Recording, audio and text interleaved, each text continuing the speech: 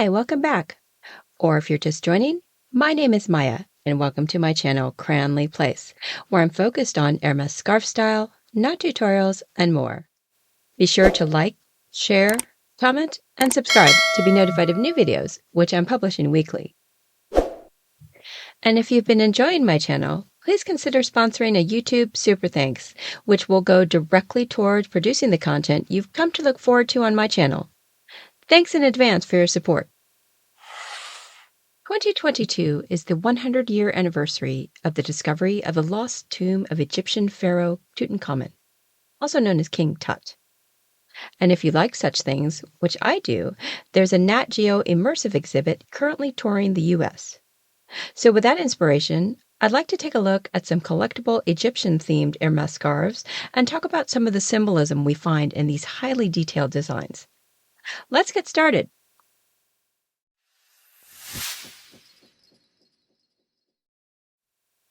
First, some background.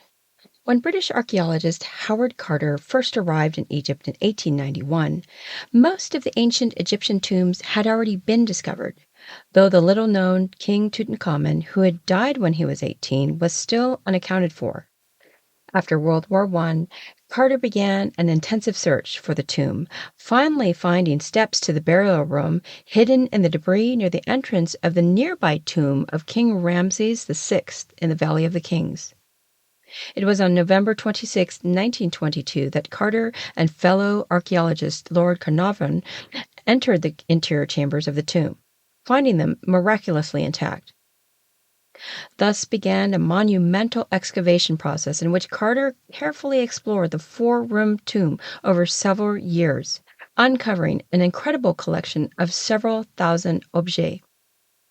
The most splendid architectural find was a stone sarcophagus containing 3 coffins nested within each other. Inside the final coffin, which was made out of solid gold, was the mummy of the boy king Tutankhamun, preserved for more than 3,000 years. Most of these treasures are now housed in the Cairo Museum. Interestingly, Tutankhamun wasn't an especially important king, but his tomb was the only royal burial found intact in modern times. Tutankhamun was only the age of 9 when he became pharaoh of Egypt during the 18th dynasty of the New Kingdom. His story would have been lost to history if not for the discovery in 1922 by Carter. His nearly intact tomb held a wealth of objects that give us unique insights into this period of ancient Egyptian history.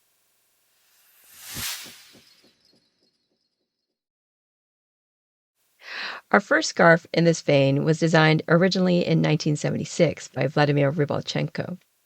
This was, of course, inspired directly by the famous Egyptian pharaoh Tutankhamun who ruled Egypt in the 14th century BC. Hermès reissued this King Tut design in 1994 as part of its sun theme for that year. At the center is the by now world-famous gold death mask that researchers now believe was most likely made for Nefertiti, who was the young pharaoh's stepmother and wife to King Tut's father, King Akhenaten. Evidence suggests that the teenage Tutankhamun may have died suddenly, which would have prompted a hurried burial, possibly in a tomb intended for another person. The statue of Anubis, found in both upper corners of the cache, portrays the jackal-headed god who was believed to usher souls to the afterworld. Also associated with mummification, Anubis was thought to protect graves. The scarab beetle so prominently displayed in this design is a common beetle found all around the world. It was, however, considered by the ancient Egyptians a creature of great significance and a sacred symbol in their religion and mythology, symbolizing the restoration of life and hope. Scarab beetle amulets served as protection and good luck and became part of the mummification rituals.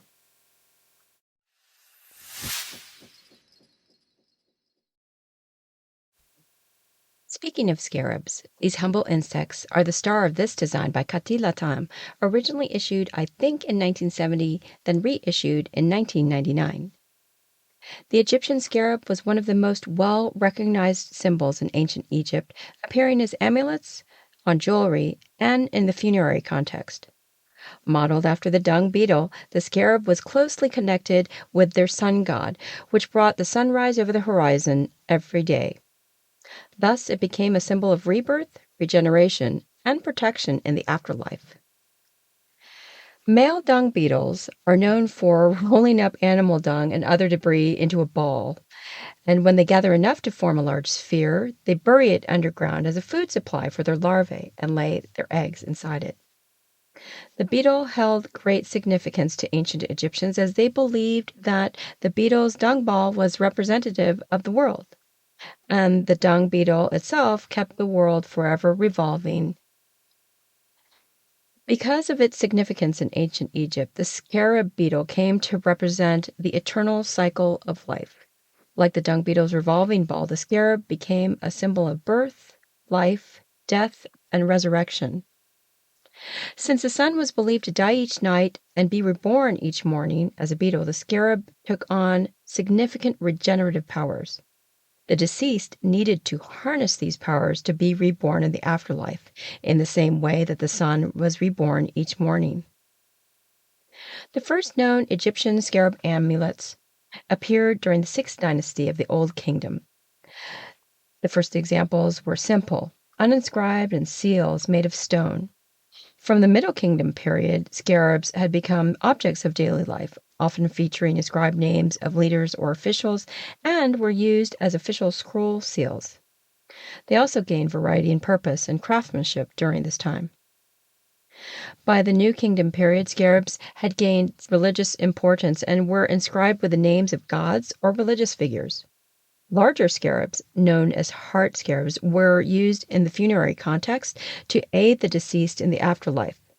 They could either be placed in a tomb or within the deceased mummy's wrappings, predominantly atop the heart. To the ancient Egyptians, the heart was the seat of the mind.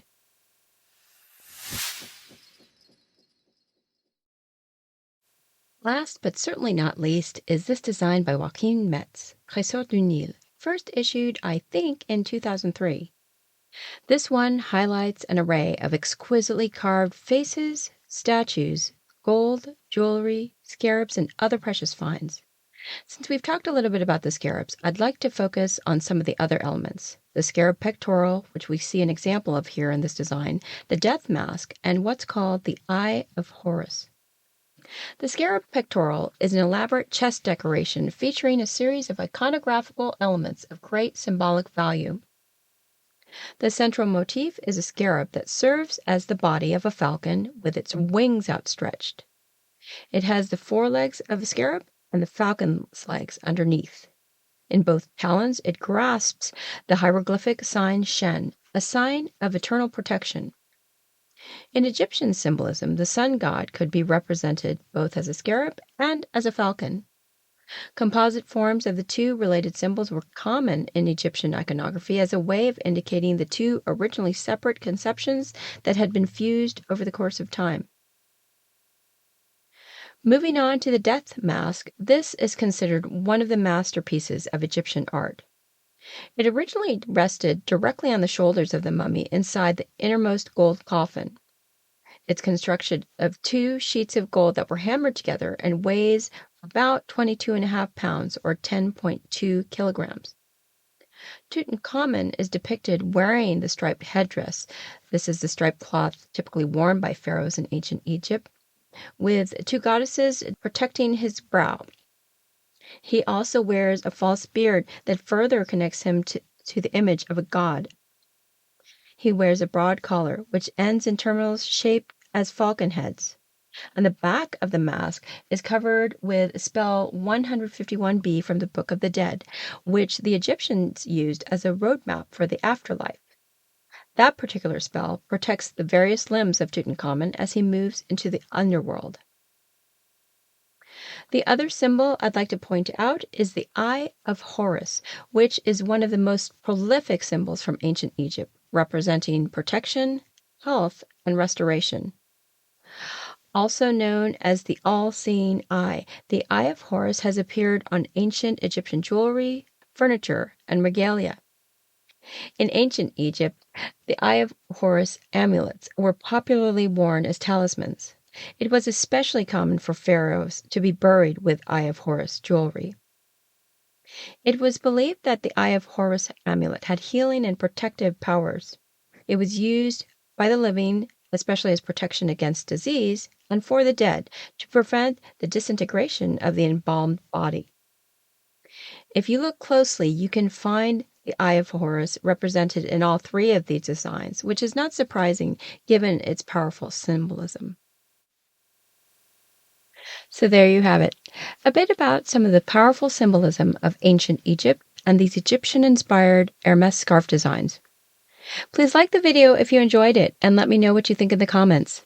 In future episodes, I'll share other scarf reviews, not tutorials, and more, so be sure to hit that subscribe button to be notified of new videos. Thanks again for joining me today. Until next time!